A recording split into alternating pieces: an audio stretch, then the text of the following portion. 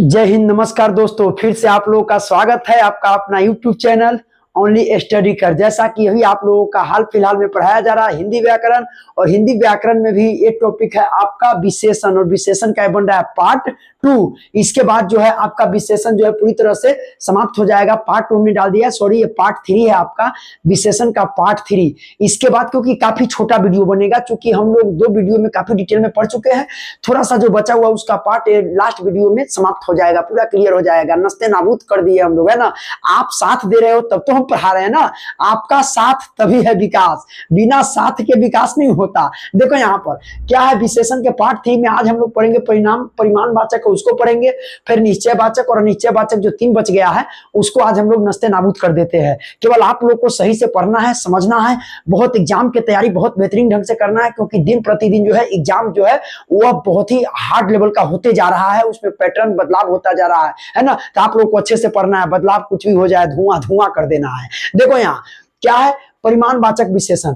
तो किसी पदार्थ या वस्तु के, देखो परिमाण का मतलब क्या होता है, परिमाण, अरे माप तौल को परिमाण बोला जाता है ना। यानी आप फिजिक्स में मात्रा पढ़ते हैं ना, मात्रा यानी मात्रक ये एक प्रकार के क्या है, परिमाण है ना, कि रिजल्ट परिमाण। तो देखो परिमाणवाचक विशेषण क्या होता है, सीधा सा बात है कि इसमें क्या बताएगा, माप तौल से संबंधित है। देखो लिखा गया कि किसी पदार्थ या वस्तु की मात्रा परिमाण, यानी किसी पदार्थ या वस्तु की मात्रा परिमाण माप या तौल, मात्रा परिमाण माप या तौल का बोध कराने वाले शब्दों को ही हम क्या कहते हैं, परिमाण वाचक विशेषण कहते हैं। यानी माप तौल का बोध होगा मेरे दोस्त, याद रखना है, क्योंकि ऑब्जेक्टिव में कैसे पूछेगा आप ही बताओ। तो इसमें से कोई भी एक उदाहरण दे देगा, कहेगा परिमाणवाचक है कि निश्चयवाचक है, इस तरीका से आपको दे देगा कि निश्चय परिमाणवाचक है। तो आपको ध्यान रखना है, पढ़ोगे ध्यान से समझोगे तभी समझ में आएगा। यहाँ पर देखने में लगता है कि बहुत आसान है, लेकिन वास्तव में वहां पर जाने के बाद में क्वेश्चन ऐसा घुमा देता है कि आता हुआ क्वेश्चन हम लोग जो है आंसर गलत देकर चले आते हैं, लेकिन आपको गलती नहीं करना है। देखो यहाँ पर तो परिमाणवाचक विशेषण क्या हो गया कि किसी पदार्थ या वस्तु की मात्रा परिमाण माप या तौल का बोध कराने वाले शब्दों को, माप या तौल का बोध कराने वाले शब्दों को हम बोलेंगे परिमाणवाचक विशेषण। और परिमाण जैसे देखो यहां पर लिख दिए उदाहरण के साथ, जैसे थोड़ा घी।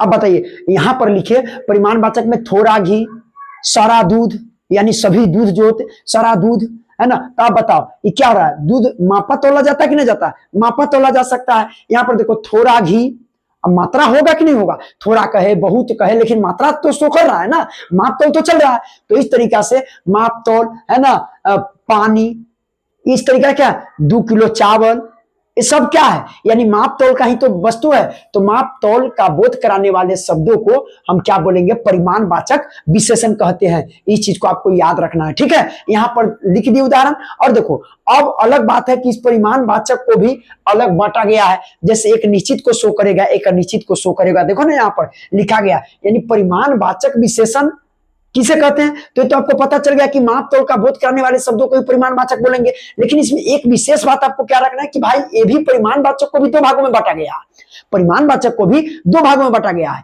एक निश्चित को शो करेगा, निश्चित परिमाणवाचक हो जाएगा, और एक अनिश्चित को शो करेगा तो वह निश्चित परिमाणवाचक हो जाएगा। जैसे यहाँ पर देखो निश्चित परिमाणवाचक विशेषण क्या है, तो किसी वाक्य में संज्ञा अथवा सर्वनाम शब्दों की, यानी किसी वाक्य में संज्ञा अथवा सर्वनाम शब्दों की निश्चित मात्रा शो हो रहा है, लेकिन एक में निश्चित होगा एक में अनिश्चित होगा। तो देखो यहां पर कि निश्चित मात्रा परिमाण नाप या तौल का बोध कराने वाले शब्दों को, नाप या तौल का बोध कराने वाले शब्दों को हम निश्चित परिमाणवाचक विशेषण कहते हैं। अरे भाई याद कुछ करना ही नहीं है, आप थोड़ा दिमाग लगाओगे ना याद हो जाएगा यहीं पर। कैसे, तो देखो इसका परिभाषा आपको याद है कि परिमाणवाचक क्या होता है। अब इसी परिमाणवाचक को 2 भागों में बांट दिया, एक निश्चित को एक अनिश्चित को। परिभाषा यही है, इसी परिभाषा में एक निश्चित लगा दिया और इसी परिभाषा में एक अनिश्चित लगा दिया, तो इसी का नाम रख दिया निश्चित परिमाणवाचक, और अनिश्चित लगाया तो इसका नाम रख दिया अनिश्चित परिमाणवाचक। कुछ न करना है। तो इस तरीका से देखिए निश्चित परिमाणवाचक समझ गए कैसे, एक बार फिर से समझो कि किसी वाक्य में संज्ञा अथवा सर्वनाम शब्दों की निश्चित यानी निश्चित मात्रा परिमाण नाप या तौल का जब बोध होगा, यानी तौल का बोध कराने वाले शब्दों को हम निश्चित परिमाणवाचक विशेषण कहते हैं। जैसे देखो 4 मीटर कपड़ा, है ना, 4 मीटर कपड़ा, 10 मीटर कपड़ा, 5 मीटर कपड़ा, तो 4, 5, 6, 10, ये सब किसको शो कर रहा है? निश्चित शो कर रहा है। हम सीधे कहते कई मीटर कपड़ा, अब निश्चित शो नहीं हो रहा है, तो इसके लिए तो ही तो अनिश्चित अनिश्चित वाचक अनिश्चय परिमाण वाचक विशेषण बनाया गया है। तो इसीलिए याद रखिएगा 4 मीटर कपड़ा, तो 4 कहने से क्या हो गया? निश्चित को शो कर दिया। उसी पर कहते देखो 4 किलो आलू, मार्केट जाते हैं, बाजार जाते हैं, तो कहते हैं हो आलू लावा। हाँ, आलू लावा ना, देहात में ना बोलते हैं आलू लावा का, तो आलू दह। अब बताइए आलू दह, तो ऐसे ना कोई कतना, तो कतना मतलब कितना केजी, है ना, कितना किलो, तो आप बोलते हैं ना कि 4 किलो या 5 किलो, किसी ने कहोगे आलू देगा नहीं देगा, लेकिन तुमको बताना पड़ेगा कि 5 किलो की, 10 किलो की, 8 किलो की, आधा केजी, बताना पड़ेगा कि नहीं बताना पड़ेगा। तो यहाँ पर देखो वही चीज लिख रही है कि परिमाणवाचक विशेषण में जैसे 4 किलो आलू, तो ये हो गया निश्चित परिमाणवाचक। 4 मीटर कपड़ा, है ना, उसी प्रकार 5 लीटर दूध, तो बताओ 4, 5, 6 निश्चित को शो कर दिया। उसी प्रकार देखिए अनिश्चय परिमाणवाचक विशेषण क्या होता है?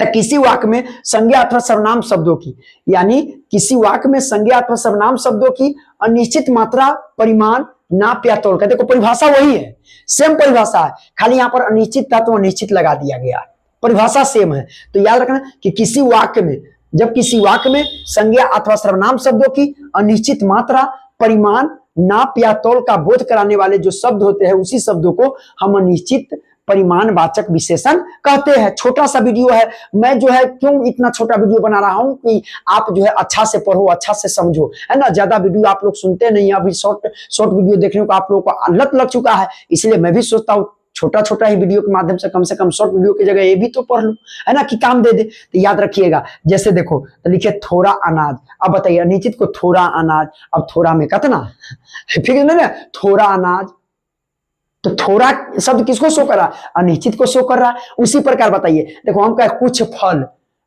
कुछ फल लाओ, अब तुमको कहेगा कुछ फल लाओ, तो हो सकता है तुम जो है आधा केजी भी ला सकते हो, 2 किलो भी ला सकते हो, 5 किलो भी ला सकते हो, जितना मन होगा उतना उठा कर ले आओगे।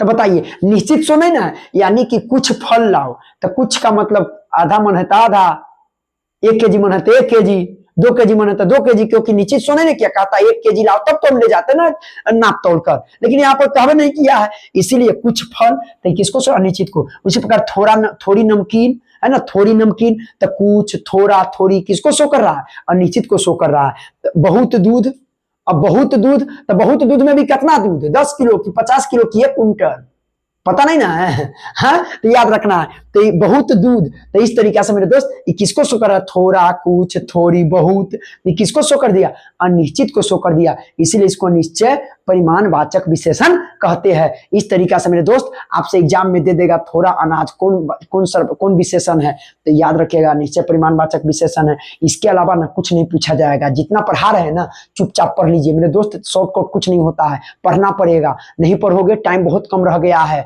आपका रिजल्ट है ना आने के बाद सब यही बात पूछेगा कितना नंबर आया है, इसीलिए नंबर छोड़ो और आगे भी काम दे, इसीलिए डिटेल में पढ़ो, है ना। तो इस तरीका से नोट करना है। आपका विशेषण टॉपिक समाप्त हो गया, फिर जल्द मैं बहुत ही जल्द एक और नया टॉपिक लेकर आऊंगा, इसका इंतजार कीजिए। जब तक फिर मिलते हैं नया वीडियो में, जब तक के लिए जय हिंद दोस्तों।